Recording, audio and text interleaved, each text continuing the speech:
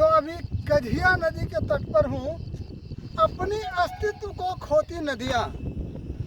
देखिए कि गोड्डा की आन बान शान मानी जाने वाली ये कझिया नदी गोड्डा की आन बान शान मानी जाने वाली, और अब इसका स्थिति देखिए कितनी खराब है। ये घास चरने के लिए हो गया है, घास उगने के लिए हो गया है, और बालू के नाम पर तो जीरो है। और ये नदी क्या हुई है, छोटे छोटे गड्ढों में तब्दील हो गई है, वो अभी बारिश हुई है इसीलिए। और इन नदियों ने अपना अस्तित्व खो डाला है। और आज तक जितने भी विकास के नाम पर विकास पुरुष जो चुनाव में मतदान के लिए वोट मांग रहे हैं, किसी ने इन नदियों को बचाने का प्रयास करने की बात नहीं कही है। और यदि ये नदियाँ न बचेगी तो फिर विकास क्या होगा। आप बालू रखते हैं, घर बनाने का बालू कहाँ से मिलेगा, ये और लगातार दैनिक जागरण में भी इस संबंध में इस समस्या को उठाने का प्रयास किया है, लेकिन करे तो करे क्या। ये बालू, अवैध बालू उठाएगा धंधा, चाहे जो भी हो, चाहे प्रशासन का हाथ हो या जिसका भी हाथ हो, देखिए पूरा का पूरा कहीं नदी है ही नहीं। ये इस नदी का अस्तित्व पूरी तरह से मिट चुका है। और ऐसा ही होगा तो फिर न तो नदी में बाढ़ आएगी, न यहाँ पर धान रोपाएंगे, और न खेती होगी, और न बालू होगी। फिर अगला क्या होगा। यही हाल है कि सर्प के मुंह में एक मेढक जो जकड़ा रहता है, वो भी देख करता रहता है, क्योंकि कोई कीड़ा आए और हम उसको खा जाएं। इसी तरह से ये नदी जो कि जीवनदायिनी मानी जाती थी, इन जीवनदायिनी नदी को चाहे यहाँ के अवैध बालू उठाव वालों ने या प्रशासन की जो अनदेखी ने इस नदी के अस्तित्व को पूरी तरह से मिटाने का कोशिश किया है। और दुर्भाग्य की बात है कि अभी जितने भी जनप्रतिनिधि चुनाव लड़ रहे हैं, किसी ने इस समस्या को उठाने की बात नहीं की है।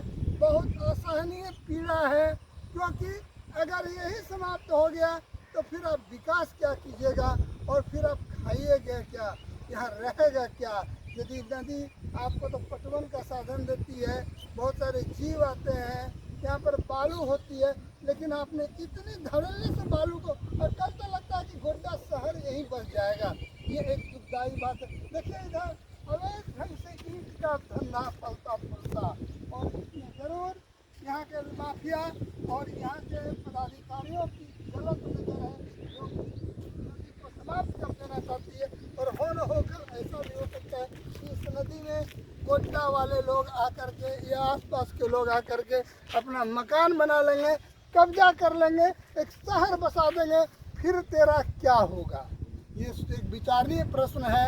मैं अपने चैनल के माध्यम से और हमारे जो दैनिक जागरण के द्वारा लगातार इस प्रश्न को उठाया जाता है, हम लोग इस चैनल के माध्यम से इसको विश्व के मानचित्र पर उठाना चाहेंगे कि आप लोग इस पर ध्यान दीजिए, इस समस्या का समाधान कीजिए। और ये तो पूरी तरह से विनष्ट हो जाएगा, इसका तो अब बचना सवाल ही नहीं होता, क्योंकि ये नदियाँ अवैध बालू उठाने के कारण ये घास का मैदान हो चुकी है, खेल का मैदान हो चुकी है, भैंस चरने का मकान हो चुकी है। और हो न हो कल यहाँ मकान बन जाएगा, और लोग बड़ी बड़ी अट्टालिकाओं में तो रहेंगे, लेकिन न पानी रहेगा, न बालू रहेगा, न विकास होगा।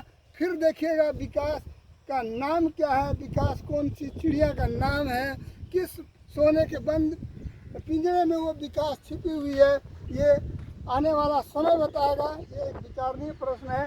इन्हीं सभी बातों के साथ आप सबों को पुनः मैं अपने चैनल में स्वागत करता हूँ।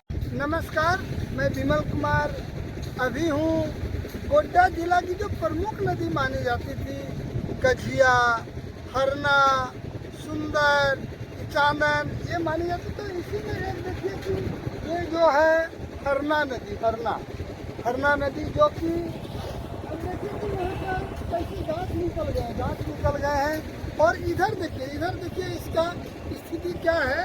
देखिए ये नदियाँ सूख करके पूरी तरह से तबाह हो गई, बर्बाद हो गई, अपने अस्तित्व को मिटा चुकी है।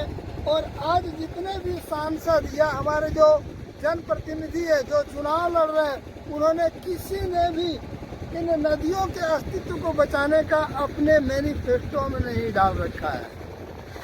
अब ये नदियां ही नहीं बचेगी तो आपका विकास का काम कैसे होगा? आपको बालू कहाँ से मिलेगा? और फिर जब पानी नहीं बहेगी, नदी समाप्त हो जाएगी, खेती नहीं होगी, तो फिर आप खाएंगे क्या? ये एक विचारणीय प्रश्न है। और इसके आगे मैं दिखाता हूँ जो कझिया गोड्डा की एक प्रमुख नदी है जो पूरी तरह से अपने अस्तित्व को